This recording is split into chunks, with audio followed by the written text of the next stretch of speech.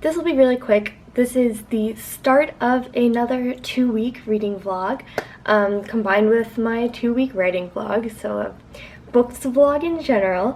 My name is Erica. This is a quick insight into the type of thing that I am doing and how I can read all of the books that I read in a month, and how I can read and write and do the other things in my life, and just like how that looks.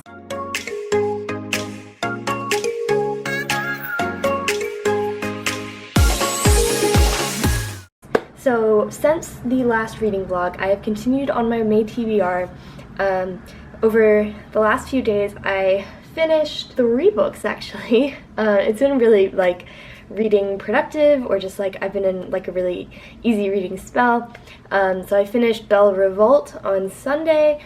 I really enjoyed that book. It's a like Prince and the Pauper type retelling, with 2 female protagonists who are living and wanting to study different types of magic in this kind of pre-revolutionary France-esque like era that's transitioning towards this more like revolutionary space. And these 2 girls are from very different backgrounds and are trying to study the thing that the other is sent to go study, and so they switch places and get caught up in this plot and is basically drawn into this big conspiracy and this big war, and it's really interesting. I really enjoyed it. I loved the characters. I really appreciated the fact that this was one of those books that just felt so open about how it was intended from the beginning to be a book with LGBTQ characters, and to tell those stories in a way that didn't make it feel like fetishized and didn't make it, I don't know, it just felt like good representation to me. And like I can't speak on all of the representation in that book. Like there are trans characters in that book and I can't really speak to whether that was good representation or not. And there are allosexual gay characters in that book, and I can't really speak to that experience, but I really enjoyed at least the asexual representation. It felt like very satisfying to see, and to see that it was just so embedded into the book and felt so natural. Like it didn't feel like the book was forced to be about these about like people with different sexualities. It was just like there were people with different sexualities in the book, and that was just how it was, and I really enjoyed it. So that's probably like honestly one of the best books I've read this month, along with the second fiction book that I've read in the kind of last few days. On Monday I read Starfish by Kemi Dawn Bowman. This is a story about a young Asian American girl with social anxiety who is living in a like really not so great household, and she gets the chance to go to the West Coast and tour art schools with her childhood best friend, and kind of escape the pressure of her family home when she is rejected from the art school of her dreams. And it's just like a really interesting coming of age story, or not even, it's like a story about a girl trying to figure out her life when kind of her dreams are shattered, and or at least they seem that way, and the people in her life are not really a good support system, and it's about her like finding distance and finding comfort in being herself. I really enjoyed the way that the book really prioritized the main character Kiko finding her own sort of peace, and the way that Kiko is able to grow by herself and had to kind of make the choice to step away from people, even some people who were doing good things for her, just to be able to make sure that she was making it on her own and really like taking control of her own life. I really appreciated how she grew as a character over the course of the story. I was really concerned when I started this book, like in the first 80 or 100 pages, that it would send me kind of into a bit of a spiral, because there are some heavier issues that I'm usually not as comfortable with, and seeing this character with social anxiety reminds me of kind of my own time in high school and college, where my social anxiety was really inhibiting for me. But I was really pleased that it just like, it didn't feel like it would send me spiraling. In fact, it kind of felt like it built me up by the end. On the whole, I just really felt like I could empathize with Kiko, and I really enjoyed, like, even though I don't have that multicultural experience that she's struggling with, and like she's over the course of the book struggling with how to incorporate like the Asian side of her heritage and with the kind of like white community that she wants to fit into. And yeah, like that's not an experience I share, but I still felt like I was very connected to Kiko, and like have been lucky enough to have some of her experiences with like finding a good support system and finding an artistic mentor and all of these different things that have been really helpful to me. It was really nice to see them like shown in this story of this young girl So yeah, I really recommend this book. The third book I want to mention, again, I'm just like been on a good book roll. I finished the audiobook that I had been listening to, How to Be an Anti-Racist by Ibram X. Kendi. Kendi is one of my favorite authors, I think, writing. I love his work on anti-racism, and yeah, this is the second book by him that I've read.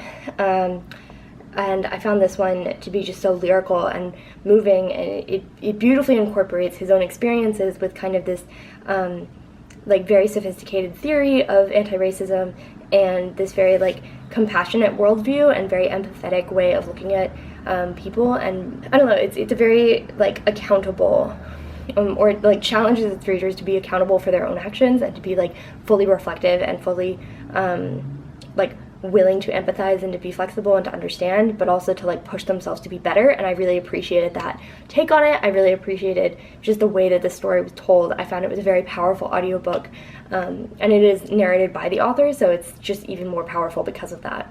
3 books that I really recommend in this like 7-minute spiel that I'm doing about the books that I've read this week. But right now I'm reading 2 nonfiction books. So I spent all weekend cleaning my room, and so I got to start the second audiobook, the like main audiobook that I scheduled for myself this month, which is called Native American DNA. It's about genetic science and sort of like the DNA test and how the DNA test is used by various folks to kind of check or verify or challenge Native American identity. I'm like 7 hours into it, and it's about 11 hours as an audiobook, so I'm like moving through that really quickly. And then the next book I'm reading is this nonfiction book called At the Dark End of the Street by Danielle L. McGuire. It's a story of, I guess the subtitle kind of says it all. It's Black Women, Rape, and Resistance, a new history of the civil rights movement from Rosa Parks to the rise of Black Power. So combination of history and social theory, and I'm really interested to see how these kind of things swirling around me at this time are gonna like just help boost my overall like awareness of the world around me. And some of the history, like I'm not an Americanist. I like don't study American history, and so I don't really have a lot of context in American history, and that's something that I'm really trying to develop and like grow. I'm like feeling really good about getting this TBR done, and yeah, I've really enjoyed my month of reading so far, so fingers crossed that we will push through the last 10 days of the month and finish everything on time, and maybe have some time to read extra books. Like I wanted to reread Scarlet this month, and I haven't done that yet, so we'll see. Good morning. Just to update a little bit on the books that I have been reading, because I'm almost done with my May TBR. I have finished 2 books in the last few days, At the Dark End of the Street and The Good Luck Girls. I absolutely was completely taken by both of them for completely different reasons. Let's start with this one because I finished it first. So At the Dark End of the Street is a story about the civil rights movement from the angle of talking about like women's assault and rape cases that had a really big influence on the way that the civil rights movement played out, and sort of the violence that was propagated against Black women and Black men, but especially the book focuses especially on Black women and sexual violence, and how that was made a part of everyday life for people, and how sort of a resistance to that treatment and the insistence on the human rights of these women was a big driving force behind the civil rights movement as we kind of understand it. So there's a really deep dive into some of these cases and some of the lives of these women especially, and it was just really beautifully told. The first chapter kind of threw me off in the way that it's like the stories are told and the way that the history is done, but I like kind of got used to that sort of style of writing and really fell right into the book and finished it in like almost one sitting. So yeah, I really recommend it if you're looking for a like deeper dive into the civil rights movement and a understanding of sort of some of those really important forces that were driving it. This is a really good book for that. Of course, it does talk about rape, and it does go into graphic detail on sexual assault cases, and so go into it totally aware that it is pretty graphic and can be pretty upsetting. The next book that I read was The Good Luck Girls. I again read this in like I think 2 sittings technically, but I really loved it. I was completely not sure what I was getting into when I started. I read the blurb, but it's kind of clear that like I don't like intake material because like I didn't understand what this was going to be about when I first started. So this is a book about a group of girls who are trained to become what are called good luck girls, which are essentially prostitutes who are forced to kind of entertain richer men, and they are usually from this like lower class of people known as dustbloods, which are folks who don't have a shadow. It's kind of like a race allegory, but without using skin color as kind of the determinant. This uses like whether or not people have a shadow, which is like a more magical element. Anyways, so the main characters of this book are Aster, Clementine, Violet, Tansy, and Mallow, and they are a group of these girls. Aster and Violet are older and have started becoming like escorts and knight companions already, and then the younger three are kind of in training, and Clementine, on her first night as being sold to one of these rich men, is being treated very cruelly by him, and so she, in self-defense, kills him, and the others decide to run away with her to kind of keep her safe and make sure that she doesn't get executed for killing this man out of self-defense.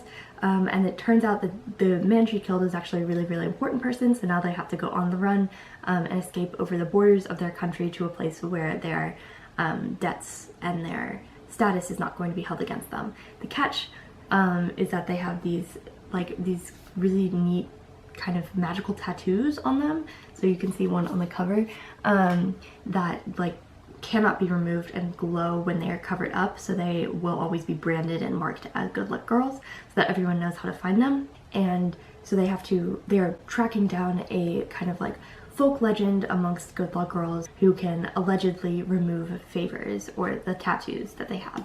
And so it's really fascinating and really well done, I think, book about female friendships and adventure novel and like questing across the country and kind of being on the run.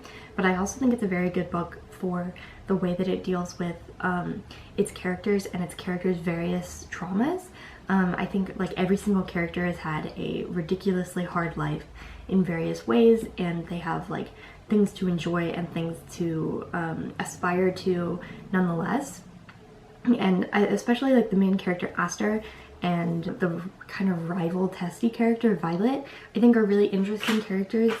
They play off one another well, and as the only two girls who have experienced kind of like being sold for prostitution every night, they have a like unique bond, even though they don't like each other. They like get to understand each other in a way that felt very real and very authentic. I really loved the way that the character development was done through the course of the book for especially those two main characters. I think the like other three, the younger girls, were a little less fleshed out, but you know, it is a pretty short book, and so there's not a lot of time for that, so I kind of understand why that choice was made. The only thing I didn't love, and like I can't tell, like I would have loved the book so much more if like the ending for one of the characters had been different. One of the characters ends up in a place that I just like, that didn't feel satisfying for me, and I really wanted more like completion for her arc. And so I wanted more out of that. But otherwise, I really love this book and I do recommend it. I haven't heard many people talking about it, which is a real shame because like it's really, really smartly done and very well crafted, and I was compelled the whole way by the characters especially, but also like the plot itself and the magic system were all just like well integrated into the book, and so I very much recommend this. That leaves one book left in my TBR for May, and it is The Priori of the Orange Tree by Samantha Shannon. This is a pretty large book, and I really want to capture sort of my thoughts throughout the book because I haven't read a large book like this in a while. And so yeah, I really want to do like a full review of it, but like in pieces where I'm going through bit by bit. So I'm hoping to record that throughout the rest of this week and finish it, of course, by the end of the week, which is the 1st of June. I'm excited to get started on it. It's kind of like I've wanted to pick it up like several times over the course of the month, but I saved it for last because I don't know how long it's going to take me because I haven't read a book of this scale and genre in a really long time. So I wanted to finish everything else, and so I did. And so now there's only one left and I have a week to do it, so I'm feeling pretty confident about that. Hopefully I will be able to stop myself from reading it all in one sitting and like dropping all my other obligations, because that's usually what I do with books, but like with something like this I don't think that's gonna be able to happen. So Hi there, Erica here, or editing Erica here. I originally intended for this video to contain both reading and writing, but as I edit this, I realized that just talking about all the books I read is like already 14-15 minutes, so I've decided to pull all of the footage that I took of me writing that day, that you see me gearing up for at the end of the video, and put it all into a separate writing vlog. So you guys will see that uploaded separately, and you can watch it if you are interested.